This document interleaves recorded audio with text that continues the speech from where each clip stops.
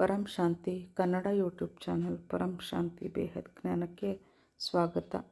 ಬೇಹದ್ ಜ್ಞಾನವನ್ನು ತಮ್ಮ ದಿವ್ಯ ದೃಷ್ಟಿಯಿಂದ ತಮ್ಮ ತಪಸ್ಸಿನ ಮೂಲಕ ಈ ಧರೆಗೆ ಇಳಿಸಿ ಇಲ್ಲಿಯ ಭಾಷೆ ಶಬ್ದಗಳಲ್ಲಿ ಅದನ್ನು ಪೋಣಿಸಿ ನಮಗೆಲ್ಲರಿಗೂ ಉಣಬಡಿಸಿದಂತಹ ನಮ್ಮ ಬಾಪೂಜಿ ದಶರಥ್ ಭಾಯ್ ಪಟೇಲ್ ರವರ ಜೀವನ ಪರಿಚಯವನ್ನು ನಾವು ಮಾಡಿಕೊಳ್ಳೋಣ.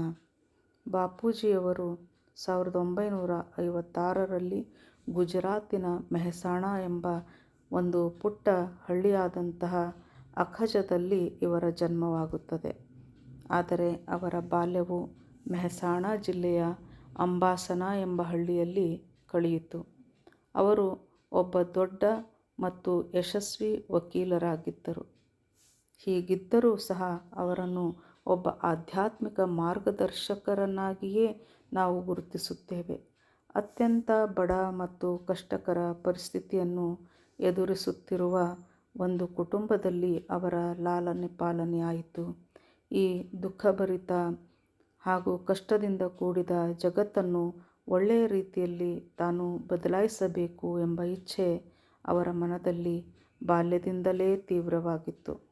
6 ವರ್ಷದ ಪುಟ್ಟ ಬಾಲಕರಾಗಿದ್ದಾಗಲೇ ಇವರು, ಭಗವಂತ, ನೀನು ಇರುವುದೇ ಆದರೆ ಮಾನವನನ್ನು ಈ ದುರ್ದಶೆಯಿಂದ ಪಾರು ಮಾಡದೆ ಏಕಿಷ್ಟು ಉದಾಸೀನನಾಗಿ ಕುಳಿತಿರುವೆ ಎಂದು ಭಗವಂತನಿಗೆ ಪ್ರಶ್ನೆಯನ್ನು ಮಾಡುತ್ತಿದ್ದರು. ಚಿಕ್ಕ ವಯಸ್ಸಿನಿಂದ ಇವರು ಹೊಲದಲ್ಲಿ ದುಡಿಯುತ್ತಿದ್ದರು.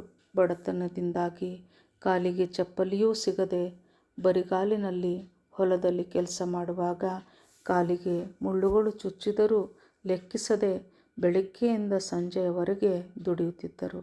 ಕೆಲವೊಮ್ಮೆ ಹೊಲದಿಂದ ಮನೆಗೆ ಬರುವಾಗ ರಾತ್ರಿಯ ಹೊತ್ತಿನಲ್ಲಿ ಮನೆಗೆ ಬರುವ ಮಾರ್ಗ ಮಧ್ಯೆ ಅನೇಕ ಬಾರಿ ಸೂಕ್ಷ್ಮ ಜಗತ್ತಿನ ಆತ್ಮಗಳನ್ನು ಬಾಪೂಜಿಯವರು ಕಾಣುತ್ತಿದ್ದರು. ಬರಬರುತ್ತಾ ಬಾಪೂಜಿಯವರು ಆ ಸೂಕ್ಷ್ಮ ಜಗತ್ತಿನ ಆತ್ಮಗಳೊಂದಿಗೆ ಸಂವಾದ ನಡೆಸುತ್ತಿದ್ದರು. ಇದರಿಂದ ಆತ್ಮಗಳ ಬಗ್ಗೆ ಅವರಿಗೆ ಆಸಕ್ತಿ ಹೆಚ್ಚುತ್ತಾ ಹೋಗುತ್ತದೆ. ಬಾಲ್ಯದಿಂದಲೇ ಅವರು ಬಹಳ ಧೈರ್ಯವಂತರಾಗಿದ್ದರು. ಯಾವುದಕ್ಕೂ ಭಯವೆನ್ನುವುದೇ ಇರುತ್ತಿರಲಿಲ್ಲ. ಅವರ ಈ ನಿರ್ಭಯ ಸ್ವಭಾವವೇ ಅವರು ಅನೇಕ ಕಷ್ಟ ಹಾಗೂ ಸವಾಲುಗಳನ್ನು ಎದುರಿಸಿ ಒಂದು ಯಶಸ್ವಿ ಜೀವನ ಬಾಳುವಂತೆ ಮಾಡಿತು. ಅವರು ಚಾರ್ಟರ್ಡ್ ಅಕೌಂಟೆಂಟ್ಸ್ ಅಂದರೆ CA ಓದುವುದರೊಂದಿಗೆ ಪಾರ್ಟ್ ಟೈಮ್ ಟ್ಯೂಷನ್ ಕೂಡ ಮಾಡುತ್ತಿದ್ದರು. ಇದರಿಂದ ಬರುವ ಹಣದಿಂದ ಅವರ ಅಧ್ಯಯನಕ್ಕೆ ಸಹಾಯವಾಗುತ್ತಿತ್ತು. ನಂತರ ಅವರು ಬ್ಯಾಚುಲರ್ ಆಫ್ ಲಾ ಪದವಿ ಪಡೆದರು ಮತ್ತು ಅಹಮದಾಬಾದಿನಲ್ಲಿ ಒಬ್ಬ ಪ್ರಸಿದ್ಧ ವಕೀಲರಾದರು. 1997ರಲ್ಲಿ ಅವರು ಕಷ್ಟದಿಂದ ತುಂಬಿದ ಈ ಲೋಕವನ್ನು ಅಮರಲೋಕವಾಗಿ ಪರಿವರ್ತನೆ ಮಾಡುವುದಕ್ಕಾಗಿ ವಿಶ್ವ ಪರಿವರ್ತಕ ಈಶ್ವರೀಯ ವಿದ್ಯಾಲಯ ಎಂಬ ಆಶ್ರಮವನ್ನು ಅಹಮದಾಬಾದ್ನ ಚೈನ್ಪುರ್ ಎಂಬಲ್ಲಿ ಸ್ಥಾಪನೆ ಮಾಡುತ್ತಾರೆ.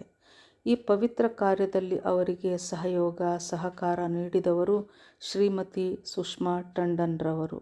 ಅವರನ್ನು ಪ್ರೀತಿಯಿಂದ ನಾವು ಮಾಂ ಬ್ರಹ್ಮ ಎಂದು ಕರೆಯುತ್ತೇವೆ. ಬಾಪೂಜಿಯವರು ತಮ್ಮ ವಿಶ್ವ ಪರಿವರ್ತನಾ ಮಿಷನ್ಗೆ ಒಂದು ವಾಸ್ತವಿಕ ರೂಪ ಕೊಡಲು ಬಾಪೂಜಿಯವರು ಸತತವಾಗಿ ನಿರಂತರವಾಗಿ ದುಡಿಯತೊಡಗಿದರು.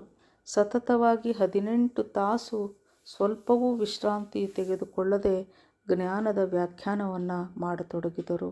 ಅವರ ಈ ಜ್ಞಾನವು ಪರಮಾತ್ಮ ಮತ್ತು ಸೃಷ್ಟಿಕರ್ತ ರಚನಾಕಾರನ ರಚನೆ, ನಮ್ಮ ಬ್ರಹ್ಮಾಂಡದ ಅಥವಾ ನಮ್ಮ ಸೌರಮಂಡಲದ, ಗ್ಯಾಲಕ್ಸಿ ಮತ್ತು ಮಲ್ಟಿವರ್ಸ್ ಇತ್ಯಾದಿಯನ್ನು ಒಳಗೊಂಡಿತ್ತು. ಈಗ ಬಾಪೂಜಿಯವರು ಬಹಳಷ್ಟು ಸಮಯ ಆಳವಾದ ಚಿಂತನೆ ಮತ್ತು ಯೋಗ ಸಮಾಧಿಯಲ್ಲಿಯೇ ಕಳೆಯುತ್ತಿದ್ದಾರೆ. ಈಗ ಅವರು ಜನರಿಂದ ಆದಷ್ಟು ದೂರವಾಗಿ ಏಕಾಂತದಲ್ಲಿಯೇ ಜೀವನವನ್ನು ಕಳೆಯುತ್ತಿದ್ದಾರೆ. ಪರಂ ಶಾಂತಿ.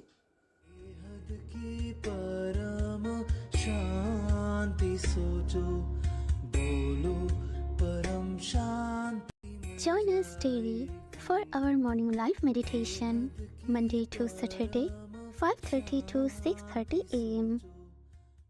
Join us daily for live meditation, 10 p.m. to 11 p.m. on YouTube Live. Subscribe now. Website www.paramshanti.org.